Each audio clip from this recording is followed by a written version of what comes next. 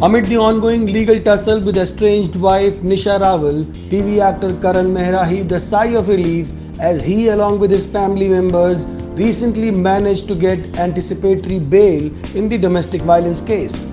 Notably, earlier this year, Nisha Rawal had filed a case against Karan and his family members and alleged that he withdrew more than 1 crore rupees from her bank account. Nisha also accused Karan of having an affair outside marriage. Post this, police arrested Karan Mehra, but the actor was later released on bail. Now, after getting an anticipatory bail, Karan, in a conversation with the news portal, opened up on the difficult time he is going through. He said, and I quote, "It has been a difficult time, but thankfully the court granted a judgment in our favor.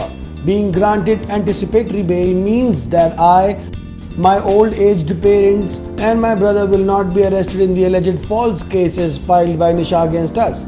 I have the proof to prove my innocence, which I will show in court. The laws for such cases are more favorable for women, which is why this took a long time, as one doesn't get anticipatory bail in these matters. We will contest and fight the cases in court and present our truth. We are ready to fight."